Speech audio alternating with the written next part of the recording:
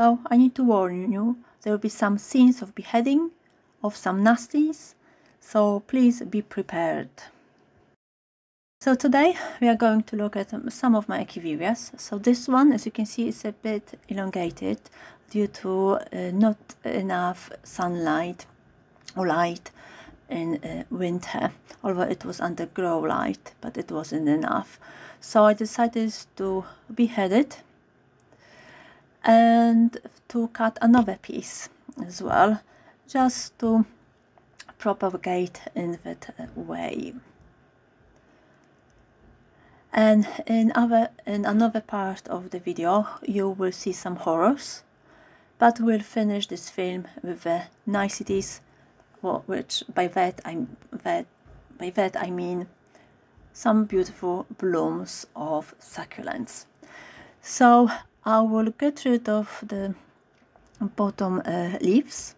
You can propagate Echeverias as well through the leaves, but I've got so many of them, so I will just dispose of those. Normally I would leave the wound to callus over before repotting, but not today.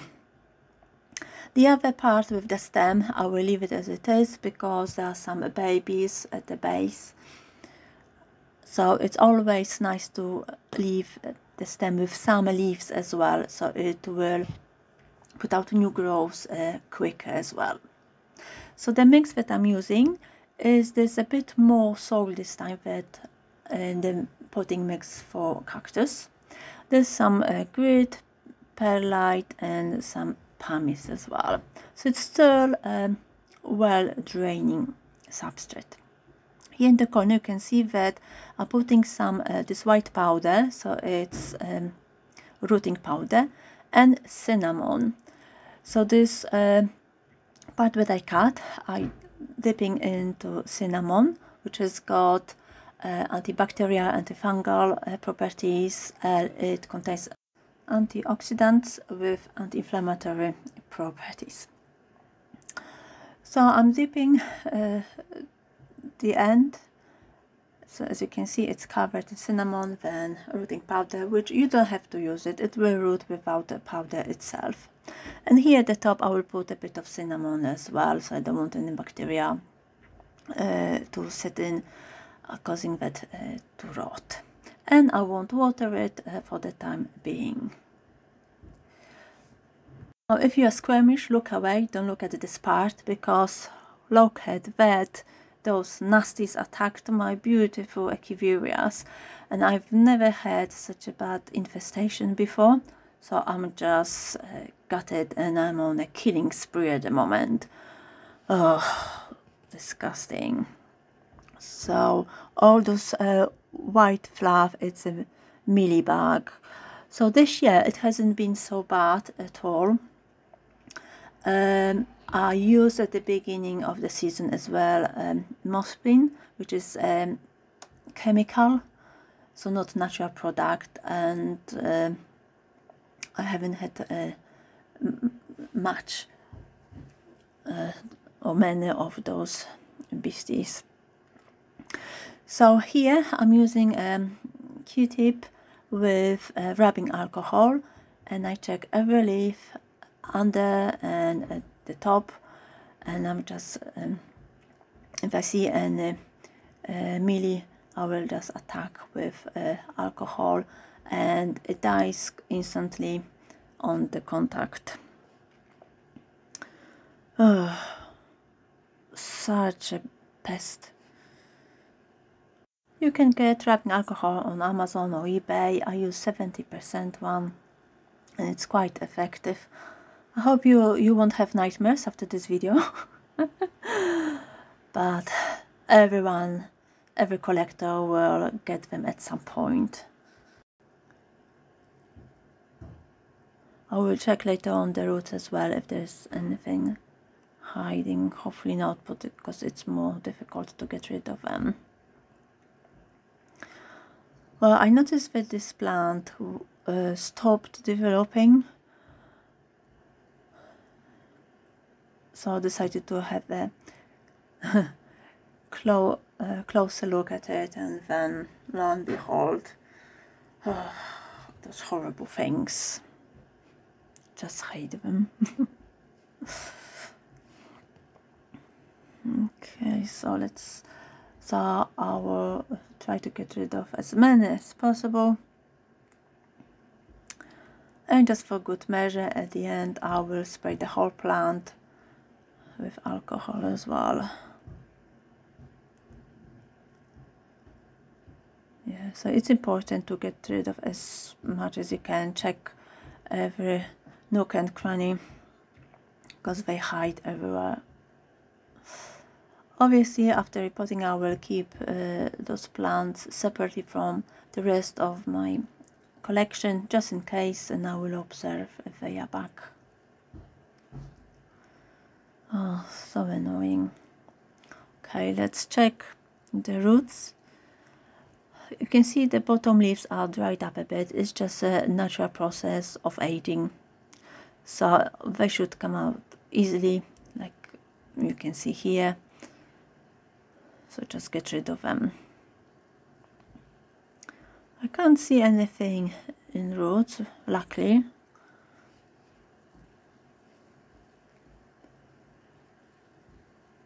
Yeah, the last inspection.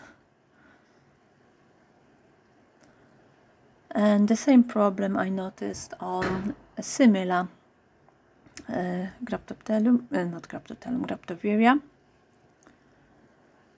mainly in the center, as you can see here. And if you like this film, although I can't say that you may like it, the sight of those pests, please consider subscribing, giving me a thumb up, click a notification button so you will know when there's a new film, usually Wednesdays and Sundays. You can follow me on the Instagram, so the details are here as well. And comment how you treat mealybugs. What's the most effective prevention method? I used neem oil before, but I don't think I was consistent enough, because I didn't see much difference, to be honest. Again, with this one, I will check the roots.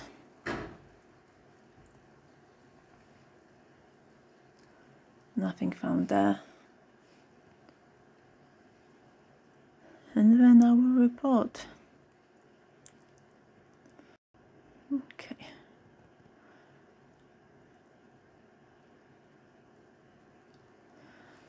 Ugh. Never dull moment with succulents cacti, is there? So as I said, I will spray the whole plant with rubbing alcohol, and obviously don't leave it in the sun because it will burn your plant. So I will put it aside. So after those horrors, I think we need something more eye candy. So first I will show you my two new Echeverias. So here's the first one, Metallica. It's quite big. The beautiful color. Really like it. And the next one, this is how I first got it, as you can see with the bud. And now looks like that, and the name is over there. A long flower stalk and a nice pretty yellow flowers. So it's doing quite well. Acclimatized to the greenhouse, really nice. So in this part of this film, I will show you what else bloomed for me throughout June and July. So some of them you may have seen in buds in the films that I've done about my Graptoverias, Graptoptelum, Echeverias and the like. They've got really nice stripy flowers. This is Echeveria. You can see some branches. One is Crassula buttons. So this is its buds, and this is how it blooms. So nothing really exciting. Still nice to have more flowers. So this video was made, I think, June or July. So later on, at the later part of this film, you will see some of those succulents with more buds or flowers. So some of them have already wilted, but just wanted to show you the beauty of them and how different colors they have. They all look like little bells.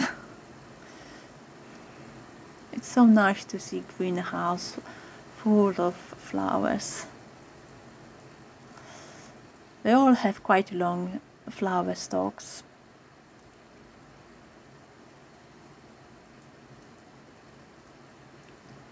Really nice. I will show you some close-ups as well, so you'll be able to see better. And that one is one of my favorites, Moonstone rubra. Nice color and thick chunky leaves. And it's so pretty, this flower.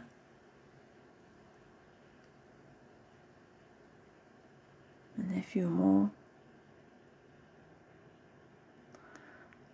Lovely view.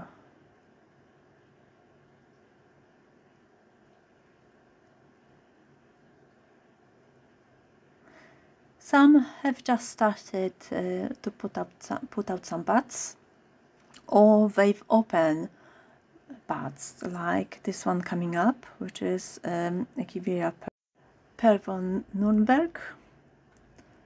Nice pink color of the leaves and the flowers.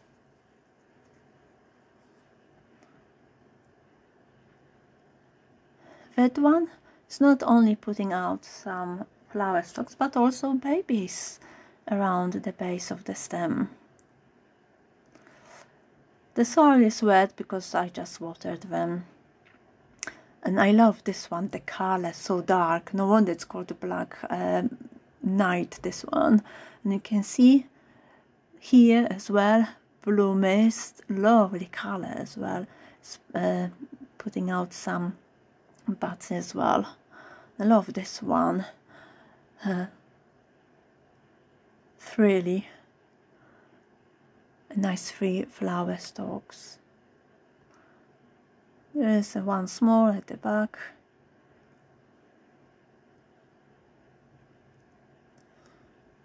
And here, fuzzy one.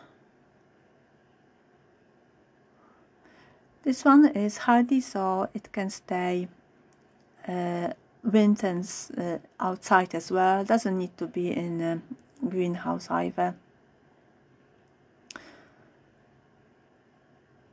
And topsy-turvy, no wonder why it's called like that, with the leaves upside down. And also it's putting out some pups as well, and there will be some flowers as well. And to finish off, we've got a lovely chroma